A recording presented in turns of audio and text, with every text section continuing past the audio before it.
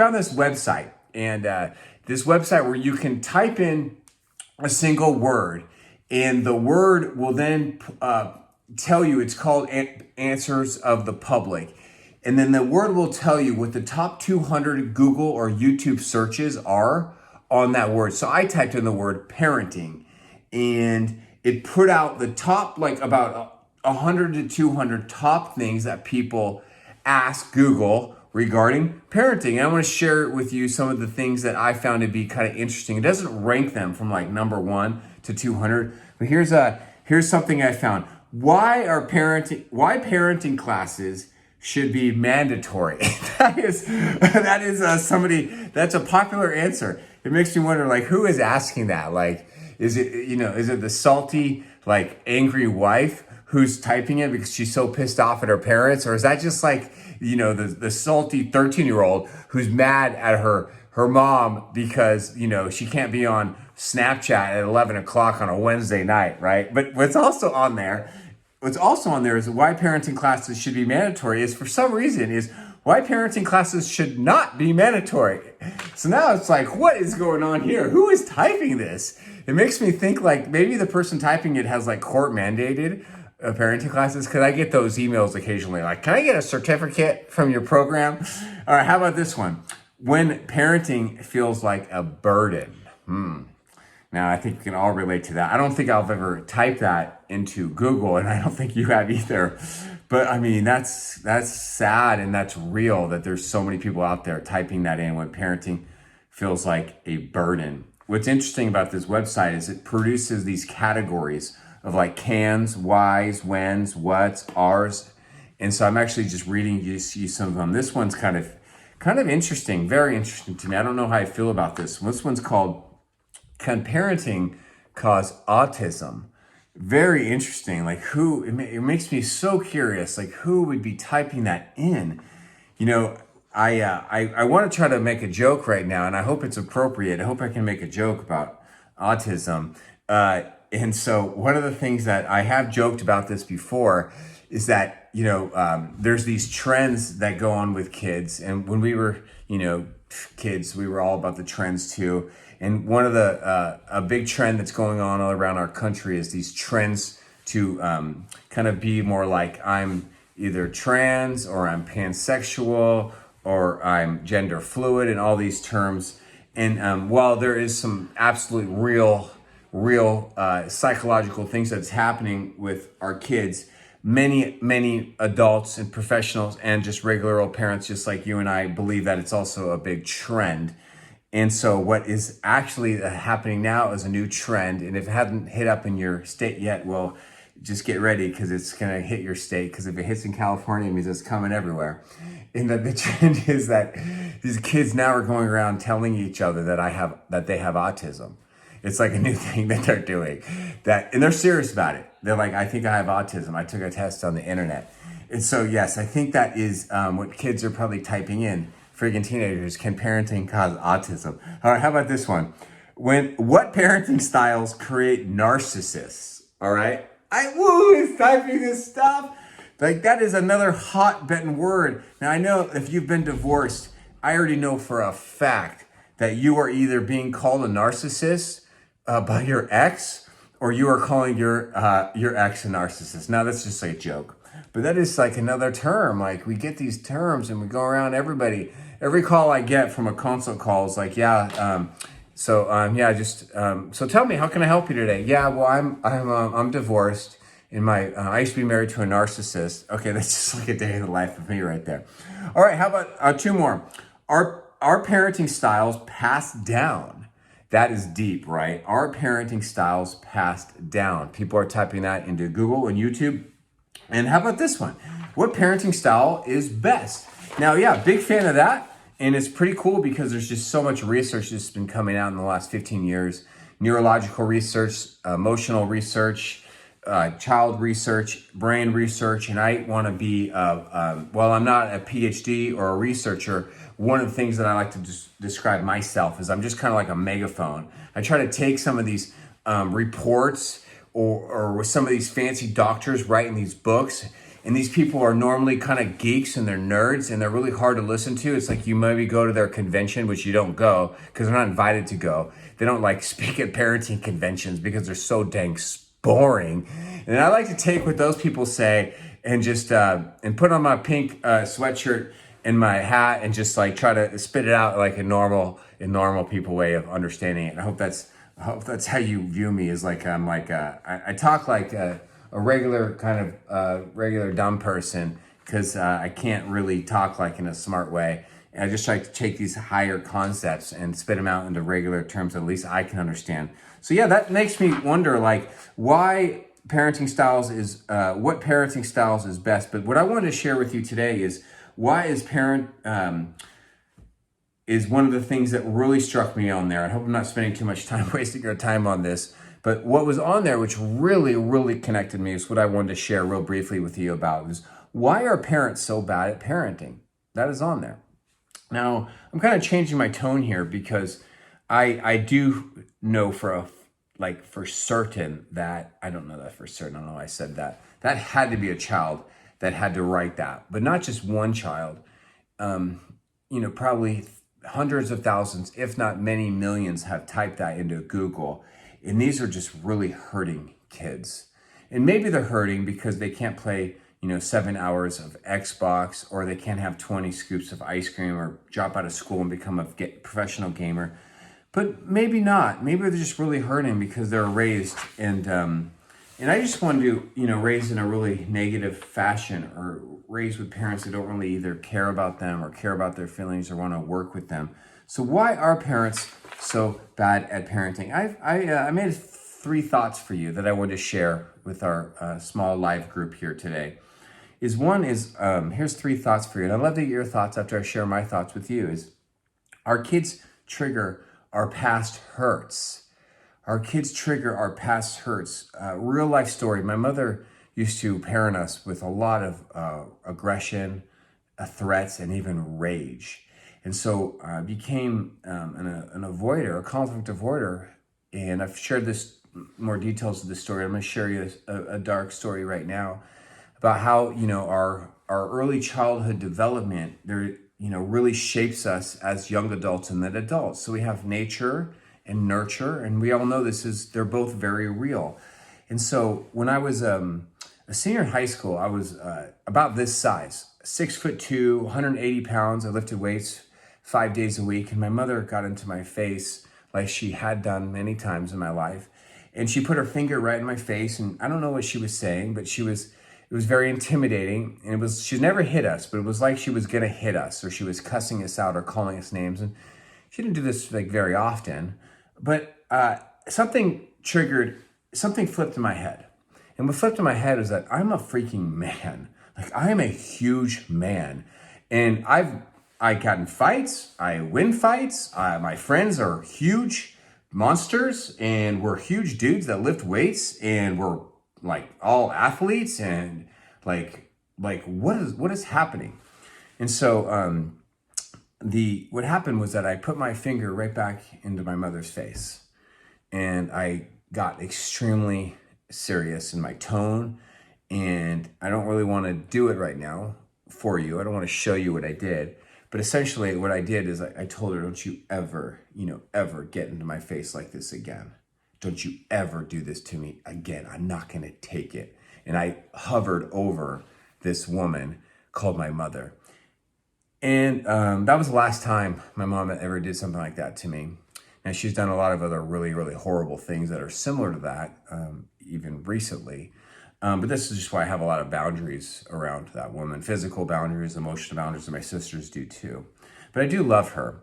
But what I found interesting is that in my life, when I've had men do that to me, like whether they be like my buddies and I are at a San Diego Padre baseball game, and we end up getting into a big fight, like our 5 guys versus these other 5 guys, and we won.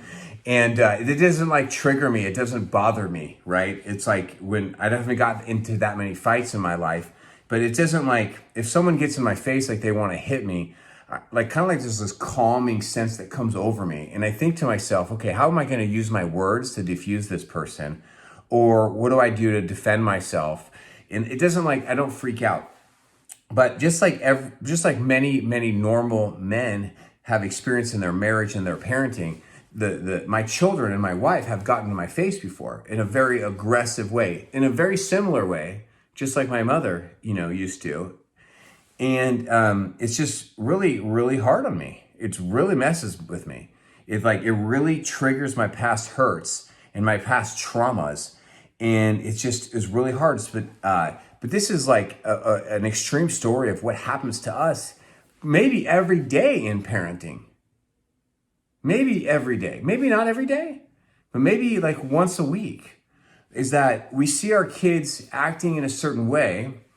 And on one hand, it can be normal for a daughter to get into her dad's face, or at least come closer, and be angry and to be upset. She does that because she feels safe with this man. She feels like I'm a strong woman. I want to have a voice. And whether this daughter is 3 years old or 16 years old, because if your 3-year-old is going to do it because that's what 3-year-olds do. So essentially you kind of want your 16-year-old to do it because the 3-year-old does it because she feels safe, and the 16-year-old does it because she feels safe and she wants to feel heard. So these behaviors are very normal, but how we react says a lot about us and our own childhood, our own trauma, and our other healing from our traumatic past experiences, or it says a lot about our lack of healing. So if you're up at night worrying and anxious about something, or up at night raging in your mind about something, it probably reveals that there's a lack of healing in your life, past trauma that you probably experienced when you were a child or even as an adult. If your kid wants to go do something that's a little sketchy or a little edgy, and it just totally freaks you out, it probably says more about you, right, than it does about them. Number 2 is why are parents so bad at parenting? Is that parenting styles are passed down. Now, I actually just mentioned this to you about 6-7 minutes ago. This is one of the top answers from that website, Answers of the Public. Are parenting styles passed down? Well, absolutely yes. Now, how are they passed down is up to you to determine. But this is why we do this club, because we're kind of doing work on ourselves right now to understand that the past is the past and the present is the present. And we want to be living in the present and not in the past. Because if you're living in the past, well, you're living in your old traumas and you're living in your own pain, and that's not good. And the parenting styles are passed down, and they can happen in very bold ways or very subtle ways. For example, every year my wife spends a lot of time and she wraps the presents that she puts inside of my daughter's stockings, right? She wraps the stockings. Just wondering, use the group Zoom, use the Zoom chat if you're here, if you're paying attention to this, and tell me, do you wrap presents that go inside of stockings? Well, in my childhood, there's no way we did that. You don't do that. Even if you look in the movies, they don't wrap the presents that go in the stocking. The stocking is a sock, and that is the wrapping. But it really kind of bothers me that my wife, and I've been married to her for almost 20 years, she continues to spend time wrapping every little freaking thing you put in a stocking. I remember talking stupid stuff from the dollar store, and I get all salty about it because I don't want to be wrapping presents. I don't like wrapping presents. It's not fun, especially we did really good the last 2 years, but for last 15 years, I'm up at on New Year's Eve at 10, 11, 12, 1 o'clock at night wrapping presents because we're procrastinating. And now I'm really, Danielle, I gotta wrap this? Yes, Sean, because in her family, they wrap the presents in the stockings. See, this was just a lighthearted story that, but is a total example of this is how often it happens for us. Well, in my family, we got the mayonnaise that was this size. Well, in my family, we would we're always saving money, so we want to buy the mayonnaise in the larger size. Yeah, but what about the size? I'm just making this up. What about the size of the fridge, though? We can't have a whole 5-gallon gallon of mayonnaise. Yeah, but I like mayonnaise, right? But that's part of the problem. I don't like mayonnaise. Well, I do. Well, mayonnaise is really unhealthy now. We all know that. Right, but I don't care because I grew up with mayonnaise and I like mayonnaise, right? So it's like, well, it's like these are the littlest things, but it's like these are the things that actually do it. How your daughter is wearing a crop top, how your son is sleeping in on a Saturday, how your daughter is not exercising, how your son is abusing screens.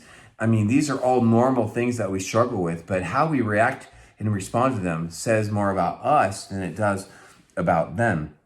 Like for me, one thing that I've noticed that one of my default modes with my like 17-year-old daughter is to be very hands off. It's a default. And in one way, it's really healthy and I love it. On the other hand, I have to think, like, am I being too hands off? Yeah, she's a senior. She's almost graduated. She's very, successful, lovely young woman that totally doesn't really need parenting or advice very much at all or guidance. But then I think to myself, well, where's that coming from? Well, where I think it's coming from is that, I mean, my parents were so hands off when I was a senior, and my dad was just not in my life at all since like age 12. So I don't have experience with a hand-on parent. Partly why my mother was so hands off is because I demanded that she was hands off, right? Because I just started using my power to get what I wanted, physical power, but also because I was making really good choices and I was just like rocking it as a grocery bagger. Let's go. I mean, I would bag those groceries so fast and make money. And I was on the Safeway, which is the popular grocery store chain. We had a Safeway versus Safeway basketball league, and I was like the top player in the league. So I was like a celebrity at that Safeway because I was like the star of the basketball team. Actually, so that's a side story. All right. So and this is the last thought, and this is really complicated because there's this famous parent coach called Dr. Shafili. Is that how you pronounce her name? And you might have ads on her Facebook. That ads of her come up on your Facebook because she's just very popular and she runs a lot of ads. And an ad that I just saw from her a couple days ago is she was saying that, parenting is not about you. Parenting is not about you. And I was thinking, is that true or not? And because she kind of teaches like whether you realize it or not, she teaches some like Buddhist theology in her teachings, quite a bit of it actually. And so on one hand, why are parents so bad at parenting? Well, agreeing with Dr.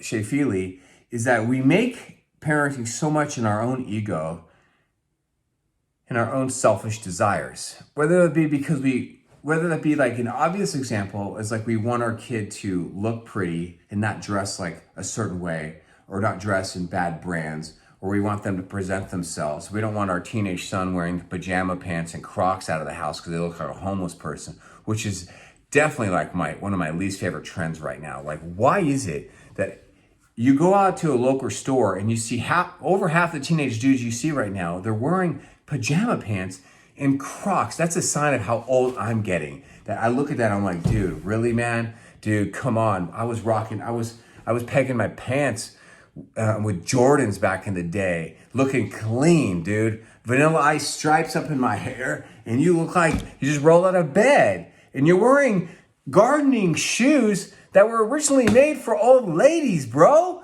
Like, dude, what is up? Like, I'd rather go back to this right now, this phase. Remember this? No, actually, this I could. No, I don't want to go back to this. This was bad. Like, did anyone here ever wear their hat like that? I mean, please tell me you didn't, because that's just embarrassing. Can you imagine how the grandpas from World War II were feeling when our generation was rocking around with hats like this? Can you imagine how my grandpa Bob Sahlberg, if he saw me or his other grandson Josh Beck walking around with our hats like this? Dude, that dude he'd be like, look, man, I was in World War II. I killed some Japanese people. I'll kill you right now. I will kill you because I can't do this. I cannot see my grandson wearing his hat like this. So here's the deal. You have to make a choice. You either change your hat right now or I will take you out because I took out some Japanese people in World War II and I'll kill you. Like, that's honestly what he was thinking. And I don't blame him because I did not blame him. So, all right. So why are parents so bad at parenting? So we make it about our own selfish desires. But here's the problem, Dr. Shay, is that parenting is about us. I think it's about us first. Like, if you think about it, in conclusion, here's my concluding story. I love to talk about EMTs and first responders and firemen and police, because these are not normal people. Just like, even like nurses in the ER or doctors. Like, this is not a normal type of human being. These are people that have a special skill set and a special calling. And they come and they're the first responders, and they see the most horrible, horrible things. And their job is to not make it about them. Their job is to provide proper care to these hurting people. Like, I don't know what is going on with me, but even in the storm last night, we were driving and there was like thunder and lightning. I was thinking, gosh, I do not want to like get into a crash. And I saw an ambulance drive by and I was like, gosh, it would be like the worst thing if I'm ever like in a car crash or an accident. I can't move. I can't help my wife. I can't help my daughters. Like, I'm like paralyzed because of the blood, or like I'm just stuck and I have to like wait for a first responder to come to save me. Like, that would be like the worst feeling. But dude, I'm so like, two of my best friends are these EMTs, or they're firemen. And so I ask them these stories sometimes that they see. And so on one hand, here's what's true, is that being a parent is just like being a first responder. And on one hand, it's not about us. We need to parent for the child and put the child's needs first. There's a famous guy that's going viral all around. You've probably seen him. I need to get these people's names right. I haven't read his book yet. Dr. Gabe, I don't know. He's like a really old looking dude. And he's saying like, we make parenting too complicated. We have to put the kid first and the child's needs first.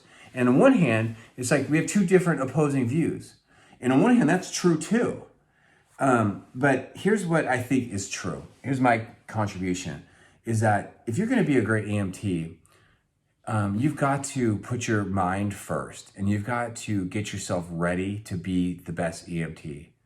Because if you go there and you get triggered, and if you see some crazy stuff and it jacks with your mind, then you're not going to be able to be the best EMT. But that is the same with parenting.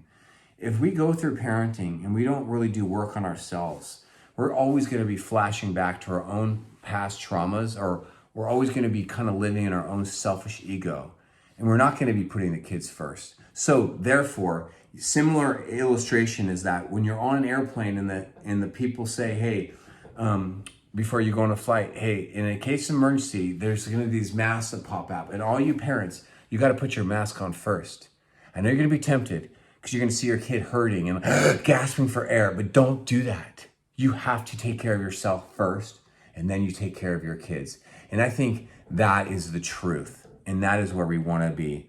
So parenting is about us. It's about us wisely putting our mask on first and breathing in the presence of today and being the best parent we can be, so that we can then stay strong, be close, and teach wisdom to our children.